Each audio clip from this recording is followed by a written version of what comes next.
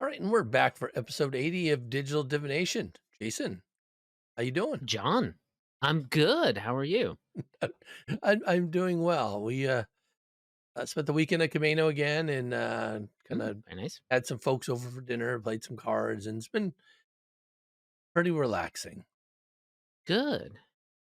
We had our carpet cleaned Oh, Friday afternoon. We got like a coupon from the rental the agency that rents out our apartments. So they came in and cleaned the living room and dining room area. So we decided that we would just go spend the night in a hotel.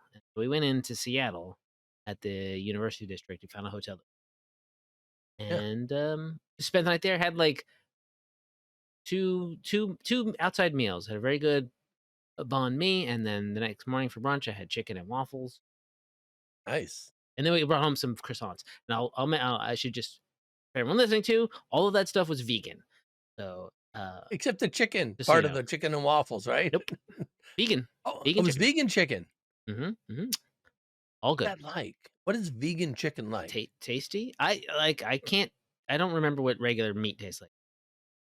So Yeah, yeah, it's good. It's got a good texture to it. The yeah. way they do it at this restaurant was very flavorful. Nice, nice. But Put some maple syrup on it. it's not like tofu. It's something else, or like It something plant might based. be it's definitely plant-based. Yeah. I'm not 100% sure what this, restaurant uses. I think it's Gardein, based in some fashion, and Gardein is a sort of a brand of, like, textured protein. Right, right, right.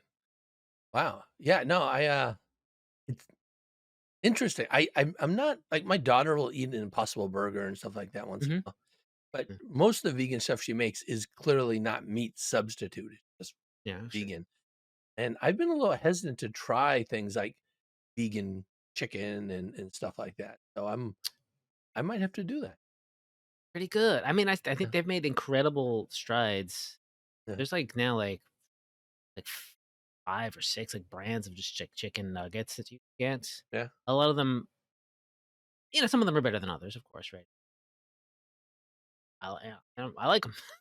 Good. I'll No, do it, no, you know? I will I will give that a try. You could do it. I mean, like, you could do something as easy as going to, like, Burger King and getting an Impossible Whopper. I really like those. Yeah, Pretty yeah, basic, and it's still fast food, but it's tasty. yeah. And we do a thing too where we occasionally make our own version of the KFC famous bowls. When you get some Mhm. like vegan popcorn chicken, mashed gravy, corn, all that. That's a bunch of slop that's just like so good. Yeah. All right. Well, cool. Very cool. Well, so for the last several episodes, actually, it Was was it? sometime back in February. We said, we're going to talk about the Wow. Starfinder comic. Sure. Yeah. We got sidetracked, and then sure enough, they announced new comics coming Exactly. out. Yeah. So I thought now we should get back to talking about Starfinder comics and maybe Do it. look ahead a little bit to what's coming Yeah. out Yeah. down the road. So I was fortunate enough. I had mentioned to you that I would talk to our mutual friend Scott Kime, and sure enough, he has all the Spiral of Bones Mm-hmm. editions. In Yep. fact, he has two sets of everything Cool. except for the first copy, episode one. What do you call that? Issue one. Volume one, issue Yeah, one. There volume you go. one. Yeah. Yeah, so he doesn't have two copies. So I think he offered to give me the rest, but I think I'll give them back to him. I mean, Okay. they're Sure. like Yeah. all in mint condition. I'm thinking, man, he They really still have needs to. What's that? this. Do they still have the maps inside? Yes, they're still the The maps inside posters? are still Yeah. attached and everything. Same. Yeah. So I'm like, oh, neat. So anyway, I had a chance to read through them. I read through all the Pathfinder parts and the Starfinder parts as well. And yeah, they're kind of interesting. What Yeah. were you involved in all this when they came out? I was, I mean, we're working on Starfinder, of course. And the first one came out pretty early-ish in the Starfinder timeline. But around that time, somehow, some reason, I got asked a bit back that like each of these comics just go back. Each of these comic books is from Dynamite, but Paizo would always publish like a little bit of setting lore and a little like extra rules or in like a Right. little tiny Right. mini adventure in there. And so at some point I was asking, "Hey, do you want to write these?" So I've written a fair number of them. I would say like for 2 or 3 arcs, 5 issue sets where I wrote stuff in the back, and it would just be like, rewrite Celtiel's backstory, and then do a little adventure that's sort of vaguely based on what the comic book is about. Mhm. So I did write the back matter essentially for these, and they're all sort of vaguely related to. So the Spiral of Bone stuff is about Right. the afterlife and the River of Mhm. Souls and stuff like that. So I did some stuff on River Souls, the Daemons, and whatever, and that's always neat. I'm technically in a bunch of comic books, but like my name isn't anywhere. In the, like even not even in like the opening credits, Right. Right. Right. but I'm technically a comic book not a comic book writer, but a writer for comic books. Yeah, so when there's like soliciting for freelance or writers or people to write back matter for these comics, is it like any other like call or freelance job, or do they specifically ask like developers or people at Paizo say, "Hey, we're doing this thing and we need some back matter. Can you do?" It was I mean, it didn't hurt that I was working there. I think that's basically what happened. I was working there. It was before I started doing this before I moved over to Starfinder, and I've always just Right. sort of going like, "Hey," always asking around freelance stuff. Does anyone have anything that they want written? And it was just pretty much it was an easy task, basically. So Mhm. they didn't go out to the wide, freelancer community. They kept it pretty internal. It was basically because were only a few people who were also just sort of working on the comic books themselves, right? At the Right. beginning, it was Eric and Wes Schneider and James Sutter. Basically, it's sort of learning. They got the opportunity to kind of learn how to write comic books, but from like after Jim Zub wrote a bunch of them, right? Right.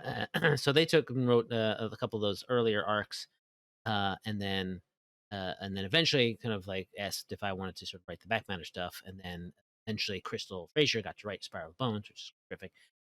And at that point, sometimes like I think the one before this was called Pathfinder one was called like Worldscapes or something like that, and that was like written by Eric Mona, but he also wrote a lot of the back matter because he wanted to do like let's do a stat block for Red Sonja and but for Right. the most part, it was just sort of like it was a pretty small clique of people and it was pretty much that I was reliable enough that I could get this stuff done pretty quick.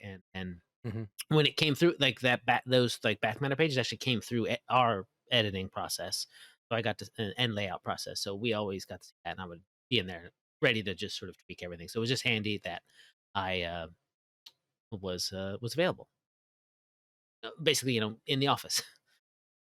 Yeah, the only I this is the first ones I've read, right? So Mm. Spiral of Bones and I read through the Pathfinder part there, and Crystal Fraser did an awesome job. That Oh, story is great, yeah, it's a real man. good story.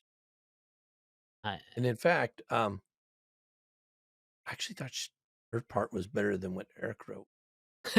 Pathfinder. That's fair. The Starfinder Yeah, one is a little, I don't know, a little uneven. I would say yeah, a little, but it did sort of was pretty early on in the Starfinder right, timeline. So there was just sort of spoiler alert.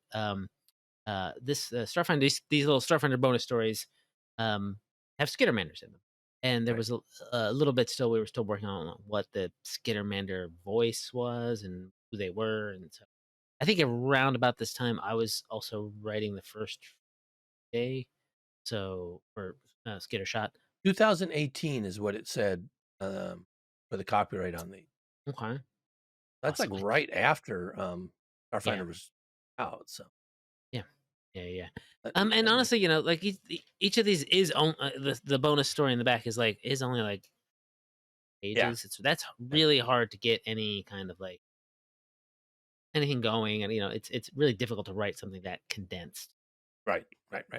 Yeah, Well, I had just presumed that maybe he'd written the whole thing out and then was just piecing them off yeah. I mean that in a way that's what you do. You do Yeah, write everything. You do know what every issue is going to yeah, be, but like each of the sections needs to kind of be the same with the other comic book. Each of the yeah, each issue needs to have be not self-contained, but basically have a beginning, a middle, and an end. So when you hit the but you know when there's going to be a cliffhanger. right. Make people read the next issue. Yeah, and I'm not meaning to Eric Moen. I know he on things. I think it's just the contrast with the length and what Crystal Fraser Yeah. did. Such depth, the character development and the movie. The artists obviously have some play in that as well. But the story I thought was the Spiral Bone story was really really good, and I think just maybe it was just the brevity of the Starfinder one that made it there. But you're right. You really notice that it's early on the artwork, right? You can tell how that's kind of evolved over Yeah. time. The Skittermander, the look has softened quite a bit on Definitely. them. Yeah. The cuteness factor, I guess I should say, It's has gone up more.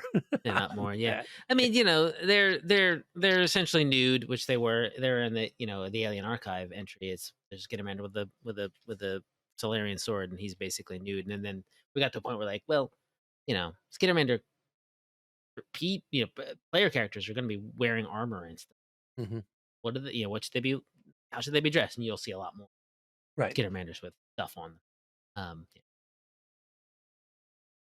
Um, Now, what was the purpose of doing these? You know?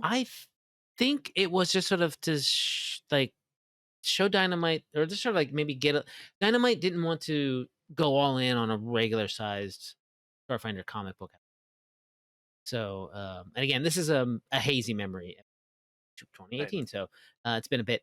And so it was just sort of like, well, let's do this little teaser, and maybe we'll get that'll prove to Dynamite that things will regular one would sell, or be of interest to people. And I don't know how they would have determined that, to be perfectly honest, but um because the sales could have been for the Pathfinder part of it. Right. Was good, but maybe that was the reason why they attached it to such a good Pathfinder story.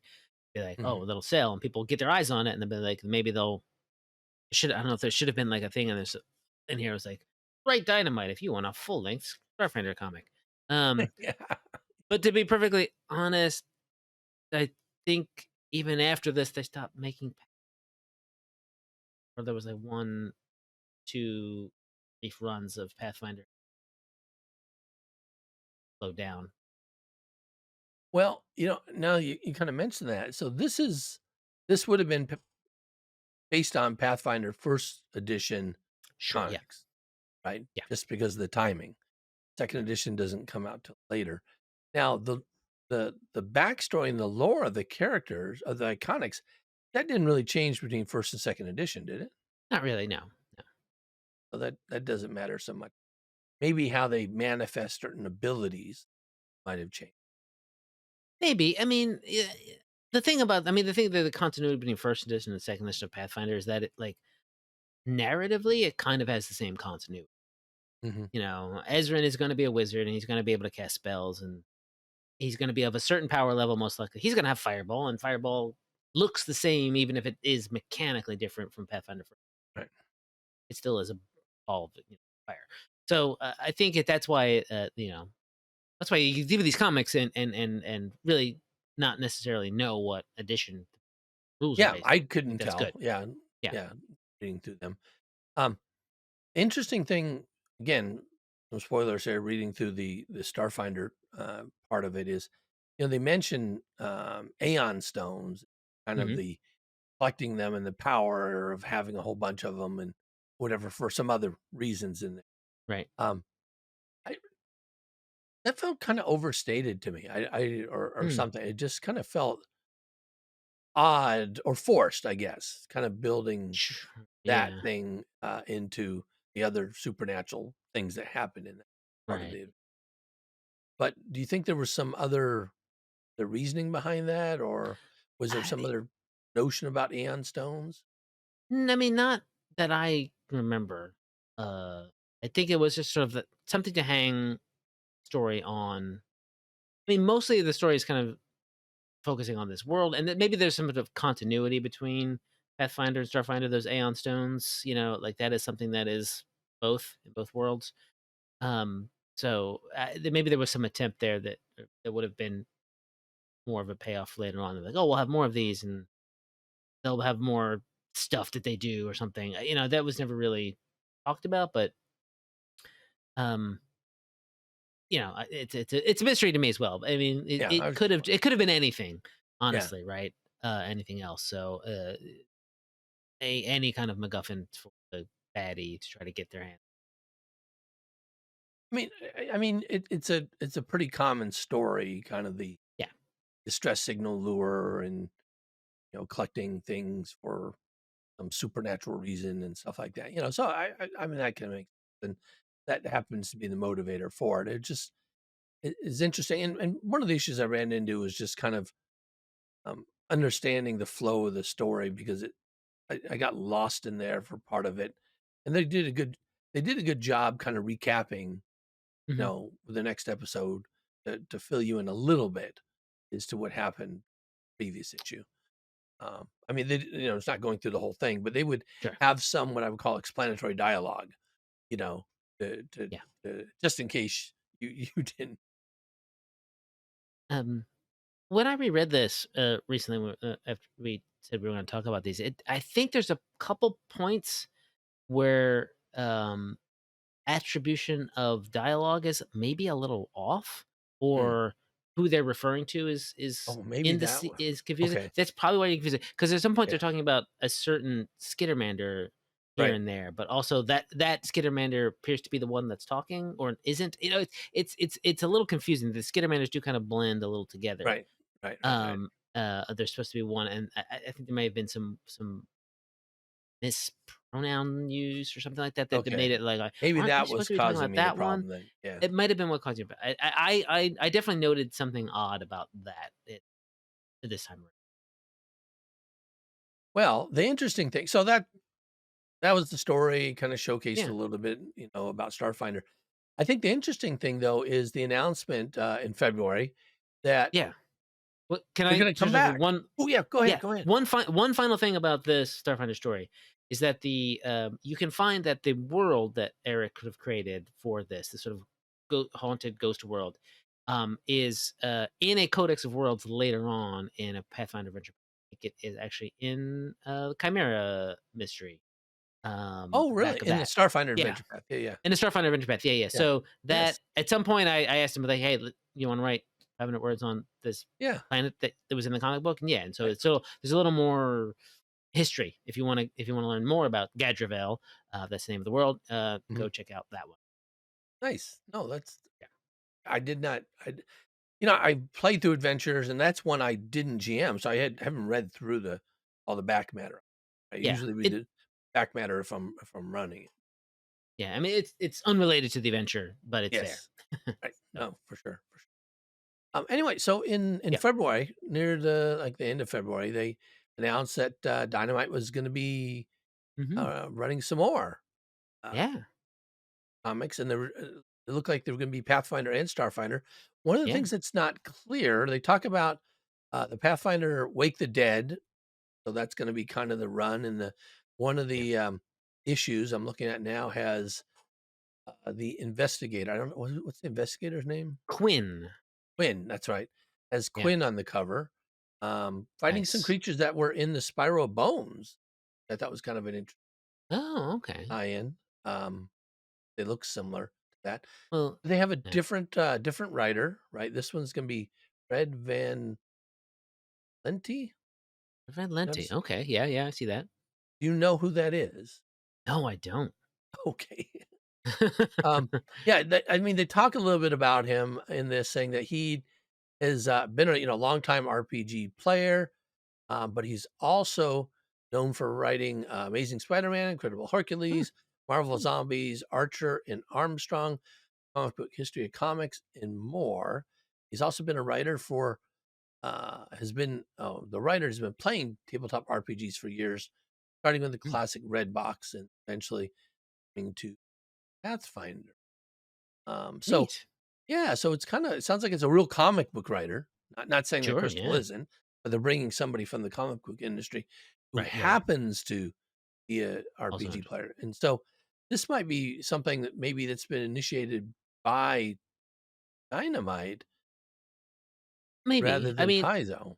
I don't know. I know that, so I think Mark Moreland, at least, before, before I left, he's kind of in charge of like looking at possibly, starting these up Right, again. He's probably been working on this for a little bit, and right, whether or not he finally got through to Dynamite to do this one again, I don't know if he had anything to do with picking uh, uh, the author or not, or if Dynamite. That's always the thing with this. Is like we have, it was easier, when the author was basically in house with Paizo, right. and just needed to stuff to get the storyboards and keep the continuity good, right? And get the flavor across. But technically, these are Dynamite's things. These are Dynamite's Yeah, babies, right? And so there was always a lot of talk about like when some like, oh, what if the comic books come back? There's a lot of people who were like, who were Paizo, who were like, Eric and James and Wes got to write comic books, and Crystal got to write comic books. Well, when can any of us get to write comic books? And it was always like, well, we can. None of you have written comic books before, so Dynamite's not going to necessarily want to go for that. But if there's some way to like train this up, there was a lot of back and forth about trying to, get a little extracurricular comic book work, right. essentially. But again, it's up to Dynamite who writes these. So about the stories here, so like in the Star Wars universe, there's been a lot of in addition to the movies, then they also have the animated series, and then they have books and things. And Yeah. there's some decision that gets made as to what becomes part of the Star Wars canon with the lore and what doesn't. Now, with the comics that come out, is there anything like that happen? So do they say, okay, here's a bunch of Dynamite comics that have told stories about these iconics and what they've done in different places in our world, right? Mhm. Th- Does any of that become part of canon that gets written in, or is that just considered a completely separate kind of I universe?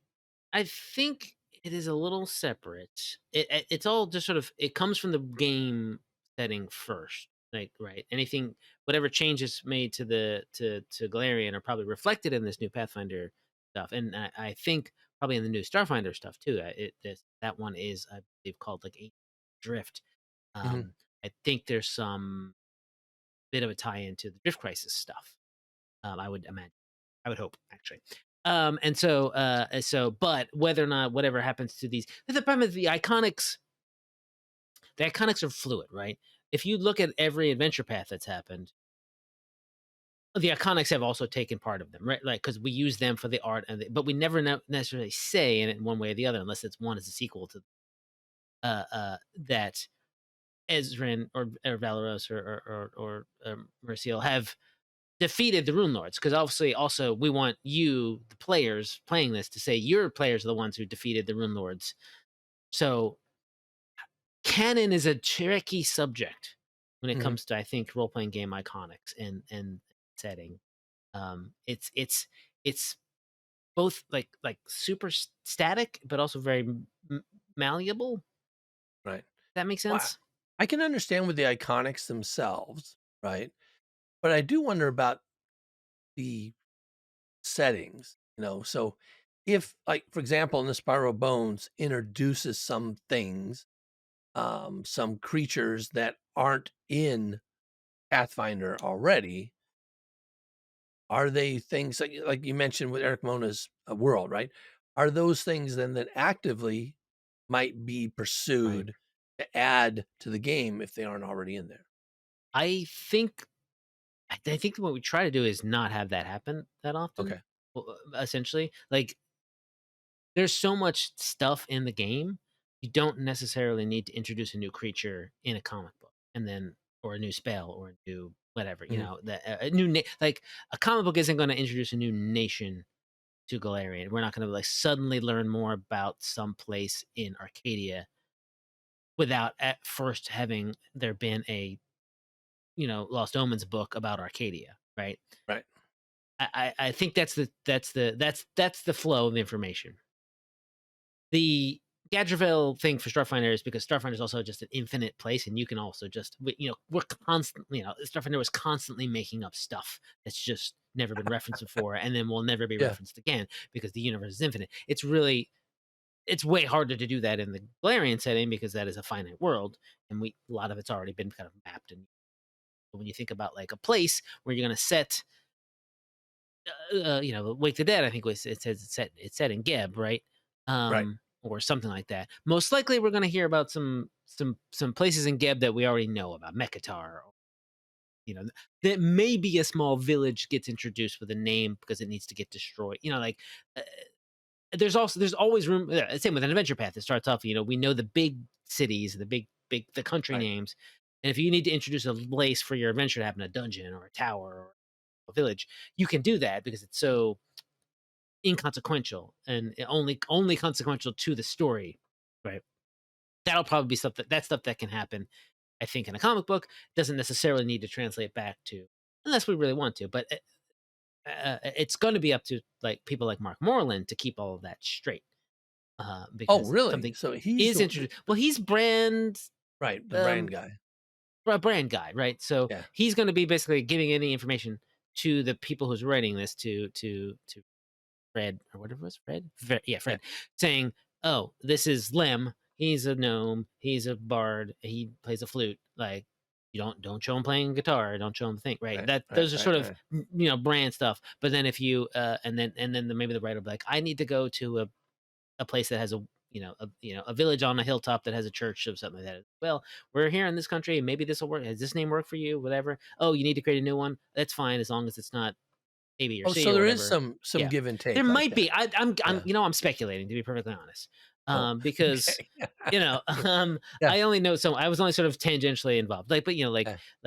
but any huge thing um like with Spiral Bones, like the River of Souls works the way it works in the setting.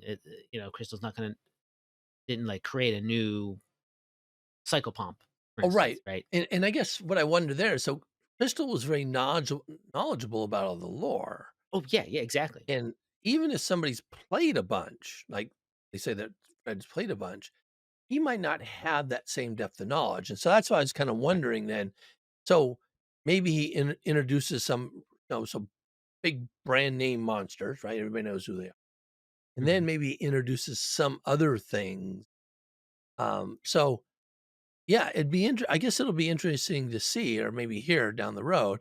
Might have to interview Mark, actually, he's somebody on my list, to Sure, yeah, see what type of interaction there is with yeah, somebody who's kinda outside the company, who's not under direct control over a developer. I yeah. because Dynamite's their thing, right? Yeah, Dynamite's their own thing, but would they? But it's since it's a license, like there is definitely a little bit like we get, Mark Moreland will get to see the sketches of these covers before they came out, right? So like, if you look at this one cover for Wake the Dead, there is a bunch of it's got Sejan and Harsk and Tila and Quinn and Lem. They're playing and he's playing, and there's these monsters coming at them, and they look like they're flayed skin, and then look like maybe they're inside a big rib cage, right? Mm, I happen to be reading Book of the Dead for my own fun purposes. And I'm thinking, oh, that's definitely it's like called an Acorch or a Excorian, one of those two skinless guys, right? mm. Most likely, there's something like, oh, we need some cool monster that's about maybe it's this challenge rating or whatever. And then Mark Moreland was like, well, try these guys, and then providing the artist with images of these things so that they can draw them properly and that people like me who know the deep lore can recognize them right away, right?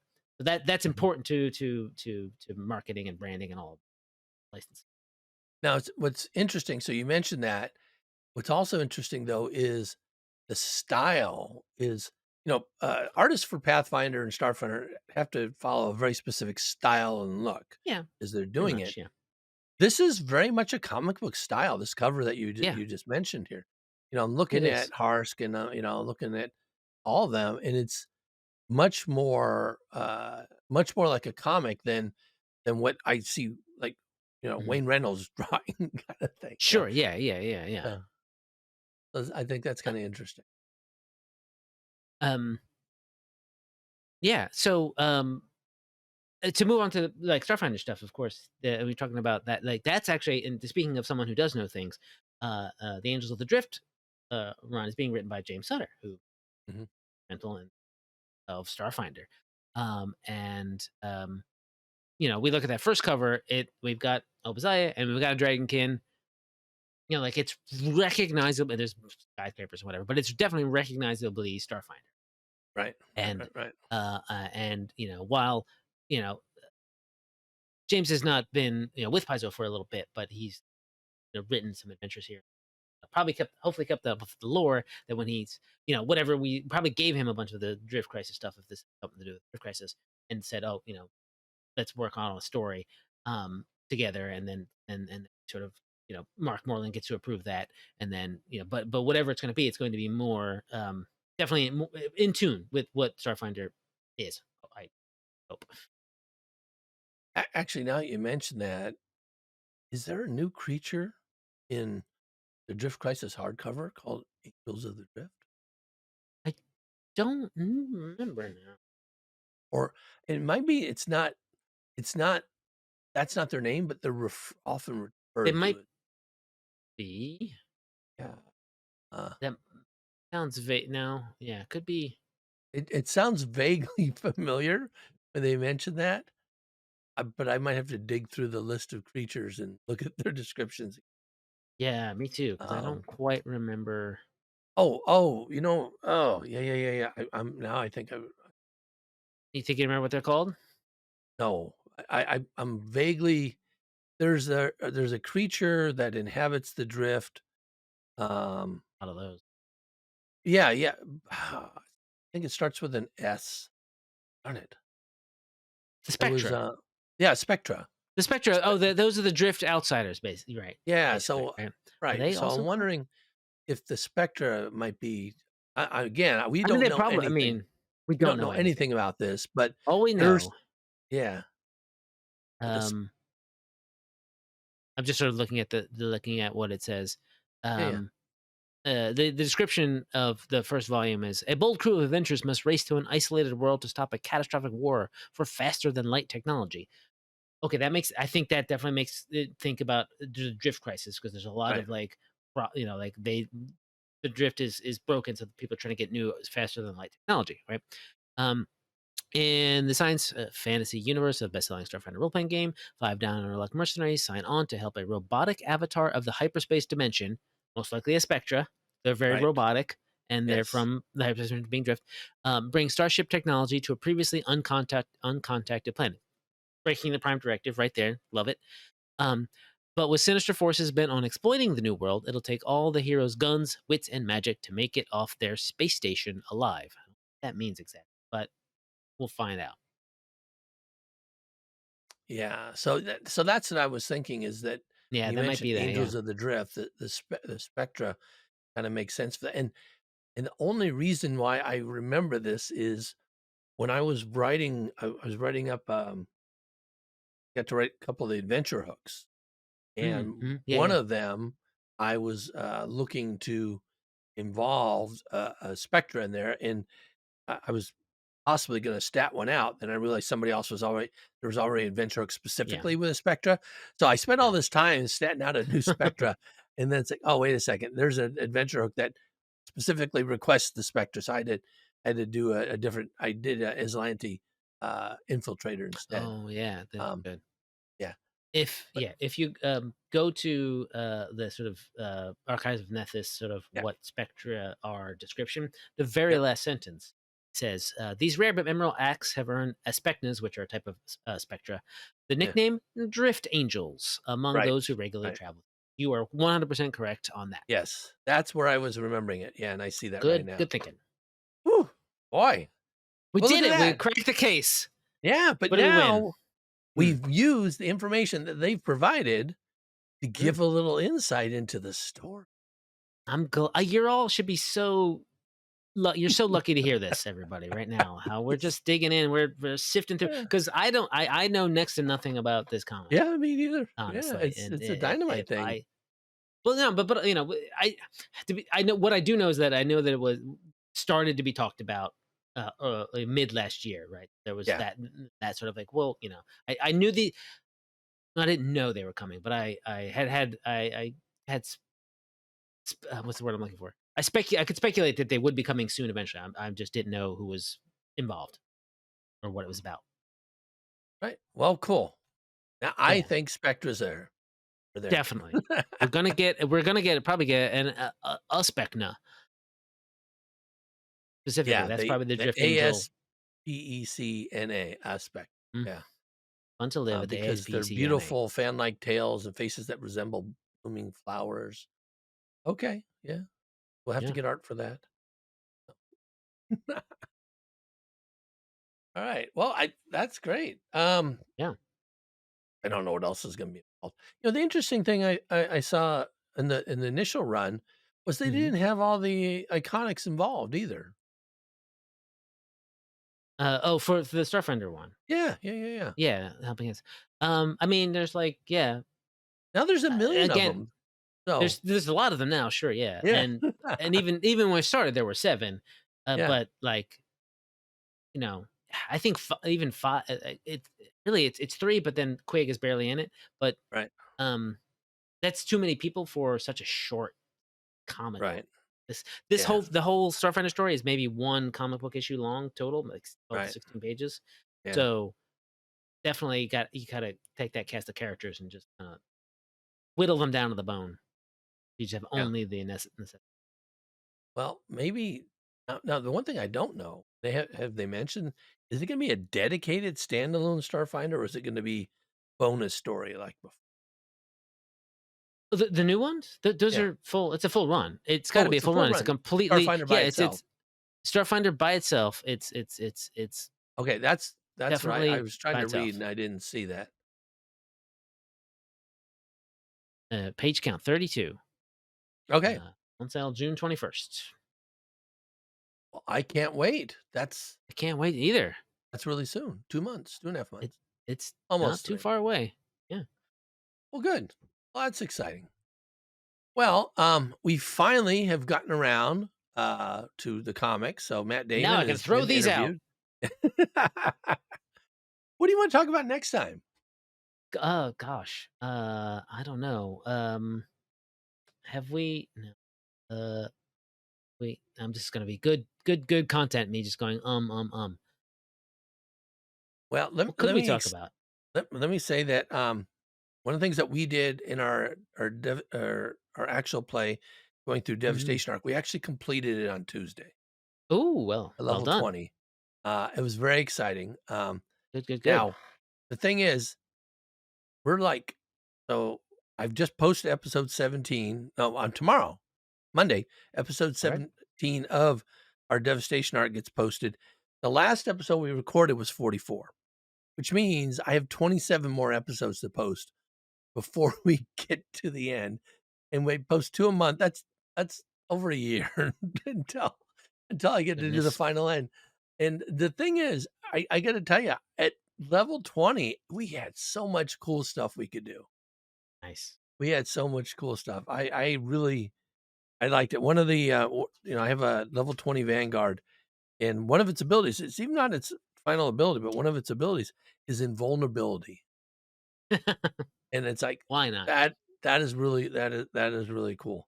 But anyway, so we had a lot of fun with the Good. final thing there.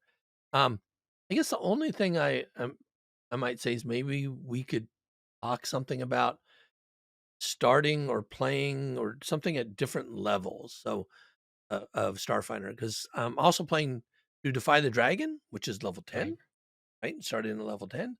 I just finished up Devastation Arc, which is level 20. And I'm actually starting a new game, but it's Pathfinder.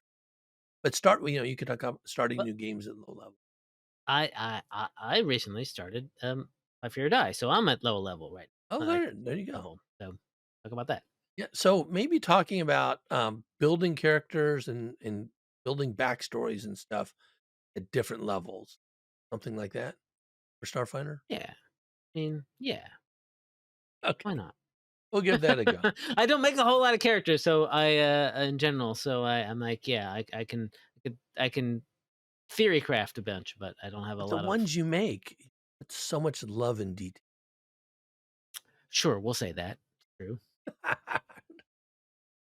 I just spent for my we're gonna be playing.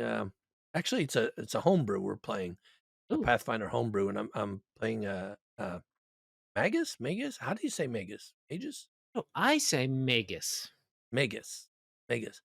So I'm rolling a Magus. Never played one before. I wanted to do that. So I actually Mhm. spent several days kind of learning all the ins and outs and stuff like that. And it just occurs to me now, and we're starting at third level, right? Okay. Occurs to me it's the same thing with Starfinder. When you're coming up and you're intending to play a long run campaign, it's not like just whipping up a character for society play. More like, hey, this is I'm pretty involved in the backstory and everything that you're doing. So that's just kind of what got me thinking about this because I've had Sure. to Okay. Yeah. build 10th level character I had to build and Mm. all right, well, unless some other super surprise thing comes out, well, we'll give that a Yeah. go. Who knows? All right, Yeah. go ahead.